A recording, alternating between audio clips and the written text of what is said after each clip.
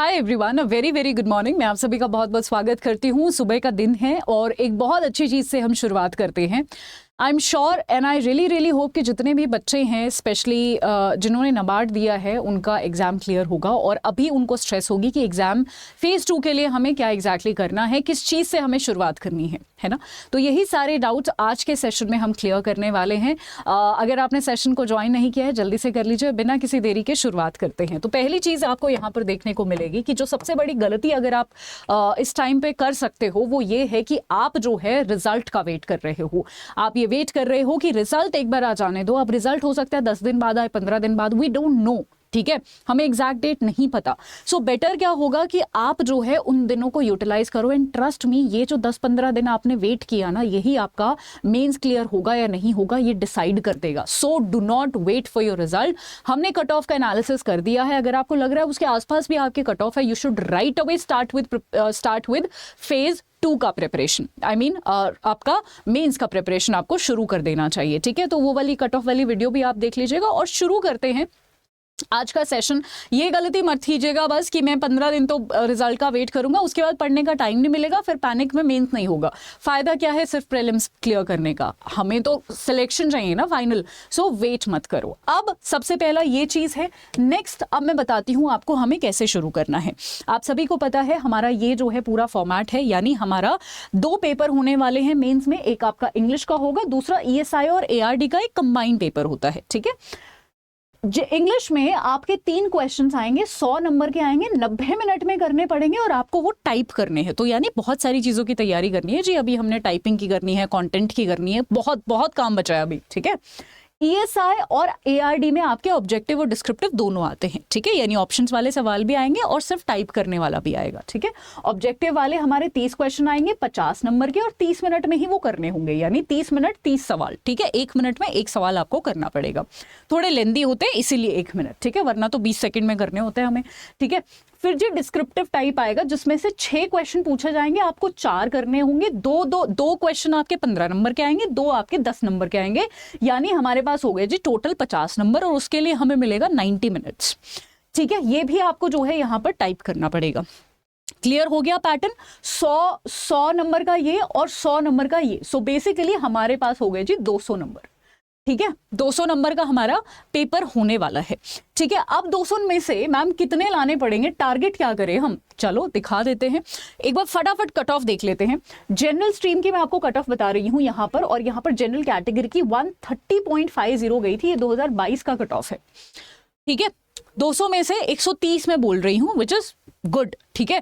मैं ही नहीं बोलूंगी तो ये कम है, काफी अच्छी खासी कट ऑफ है ये, ठीक है। तो आपको ये नंबर टारगेट करना है, इससे ज्यादा ही आपको अटेम्प्ट करने हैं, इससे ज्यादा ही आपको मार्क्स लेकर आने हैं। This number you have to target. बाकी अगर आप किसी कैटेगरी से बिलोंग करते हो तो कैटेगरी की कट ऑफ जनरल की कट ऑफ से कम ही जाती है हमेशा। ये हमारा सेफर है, मतलब इससे ऊपर अगर आपके नंबर आए तो आप सेफ हो, ठीक है। ये मतलब होता है कट ऑफ का। चलो सेक्शन वाइज कट ऑफ भी देख लेते हैं।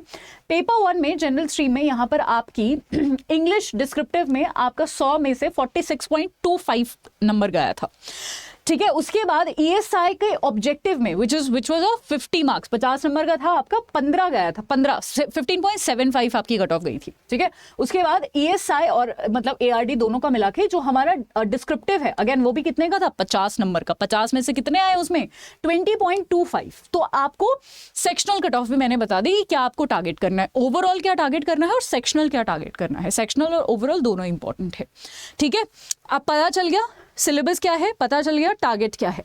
अब करना क्या है ये और देख लेते हैं, ठीक है। जस्ट टू स्टार्ट विद, ठीक है, टाइम वेस्ट नहीं करना, डायरेक्टली हमें स्टार्ट कर देना है। सो सबसे पहले इंग्लिश की बात करते हैं। इंग्लिश मुझे लगता है जितना आप प्रैक्टिस करोगे इंग्लिश आपका सॉर्टेड है। 100 नंबर का आपका इंग्लिश सिर्फ और सिर्फ प्रैक्टिस से आपको आएगा, तो मैं तो कहूँगी रोज एक आंसर लिखना शुरू कर दो, ठीक है।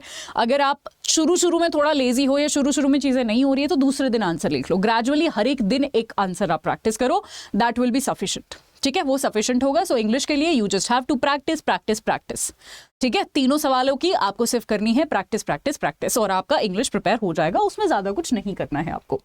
नेक्स्ट, अब हमने बोला ESI है और ARD है, ठीक है। हमने इस बार भी देखा ESI का स्पेसिफिकली हम जो है करंट अफेयर ओरिएंटेड था पूरा। 90% पेपर इस बार भी मतलब फेज 1 में भी, आई मीन टू से फेज 1 में भी पूरा करंट से आया था। 2 में भी करंट से ही आता है मेजरली। तो सबसे पहले तो इसका सिलेबस निकाल लो, कॉपी निकालो, अपनी दीवार पे चिपका लो, जितने भी कीवर्ड्स हैं ना उनको देखो, उनको समझो, और उन कीवर्ड्स को बिल्कुल मिस मत करो, ठीक है, उन पे कुछ ना कुछ आंसर फ्रेम करो, राइट।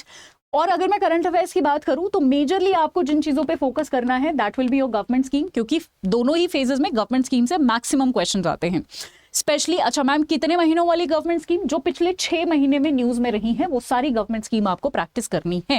एनुअल रिपोर्ट्स और सर्वे जितने होते हैं वो आपको करने हैं, ठीक है। रिपोर्ट्स एंड इंडाइसेस पे आपको अच्छे से ध्यान देना है, बजट आपको अच्छे से करना है, बजट और इकोनॉमिक सर्वे और पीआईबी। अगेन ये सारी चीजें जो हैं, मतलब आपका पीआईबी हो गया है ना, एनुअल रिपोर्ट्स एंड इंडाइसेस हो गया, ये अगेन 6 मंथ्स वाली आपको करनी है, 6 महीने पर ज्यादा ध्यान देना है। और आपका ईएसआई भी सॉर्टेड है, ऑब्जेक्टिव और डिस्क्रिप्टिव दोनों के लिए, ठीक है। टाइपिंग अगेन यहां पर भी रहेगी, तो कुछ सैंपल पेपर्स लो और अगेन प्रैक्टिस करना शुरू करो।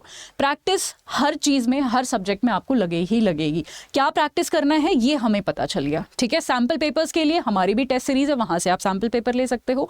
पीवाईक्यू भी एक बार जरूर देखिएगा ताकि आपको थोड़ा आइडिया मिल जाए कि कैसे जो है पेपर आने वाले हैं, ठीक है। ईएसआई हमारा सॉर्टेड हो गया। नेक्स्ट मैं आपको थोड़े से ना क्वेश्चंस दिखा देती हूँ यहाँ पर, ताकि आपको थोड़ा आइडिया मिल जाए कि क्या आने क्या वाला है।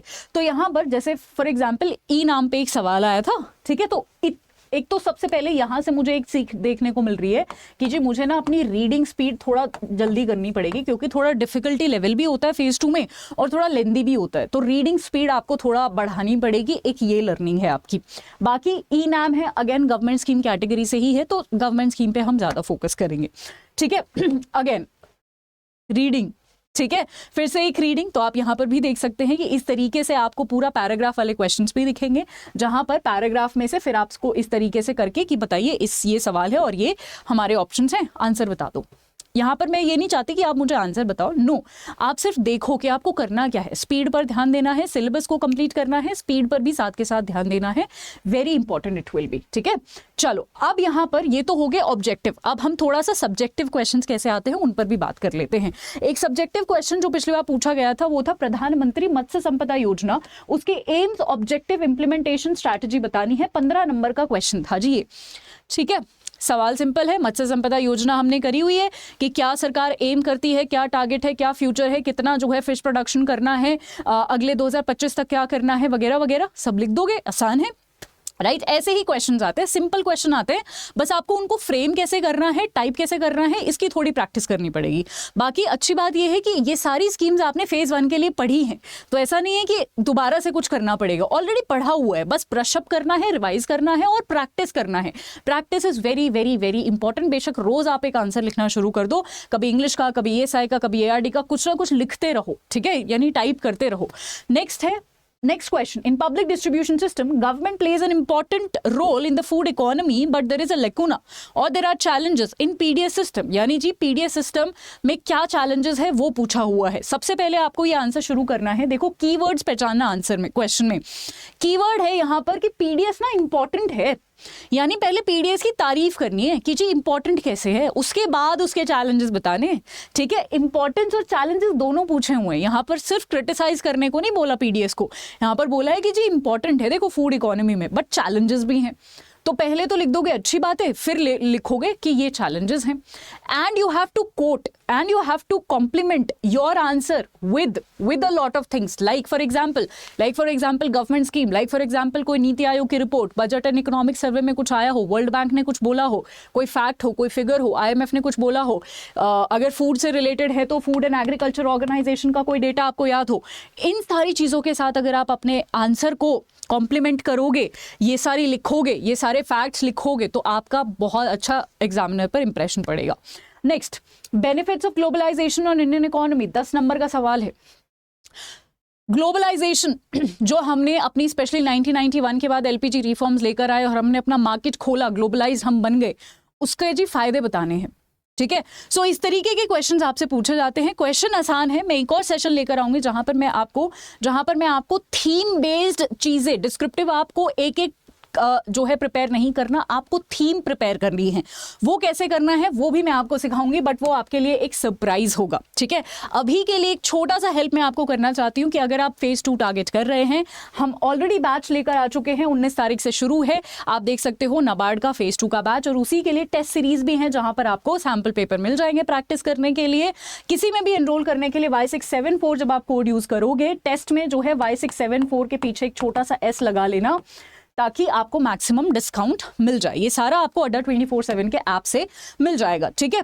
अगेन करंट अफेयर्स के लिए मेरा भी एक जो है यहाँ पर एक बैच है द बिगर पिक्चर प्लस करके, जो आपको सारे बैंकिंग एग्जाम्स में मदद करेगा, और ये सारी चीज़ें वहाँ पर मैं आपको प्रोवाइड करूँगी। सेम Y674 जब आप यूज़ करोगे, और तो वहाँ पर मैं आपको लिखना भी सिखाऊंगी, इंटरव्यूज़ के लिए भी आपकी हेल्प करूँगी, ठीक है। तो सारा आपका यहाँ पर हेल्प हो जाएगा, राइट। ये मेरा टेलीग्राम है, पिंकी करंट अफेयर्स अड्डा 24/7। कोई डाउट हो तो आप मुझे यहाँ पर भेज सकते हैं। आई होप सेशन अच्छा लगा हो। एक मैं एक डेडिकेटेड सेशन लेकर आऊंगी आपके लिए, जहाँ पर मैं डिस्क्रिप्टिव, आपको 50 डिस्क्रिप्टिव प्रैक्टिस करने की जरूरत नहीं है, आप थीम बनाइए, ठीक है। मैं वो थीम बना रही हूँ आपके लिए, मैं आपको ना 10 थीम बना के दे दूंगी, और सिर्फ आपको उन थीम्स पे आंसर एक अपना रेडी रखना है, और वो सेम थीम अगर आपके 50 टॉपिक कोई भी आ जाए ना एग्जाम में, आप same introduction, same body, same conclusion, थोड़ा सा वर्ड प्ले के साथ यूज कर सकते हो, और आपको 50 टॉपिक की जगह सिर्फ 10 टॉपिक करने पड़ेंगे। ये होता है थीम का सीक्रेट। ये सेशन मैं जल्दी लेकर आऊंगी, stay excited for that. I hope आपका ये सेशन आपकी हेल्प की होगी इसने। Thank you so much, all the very very best, bye everyone.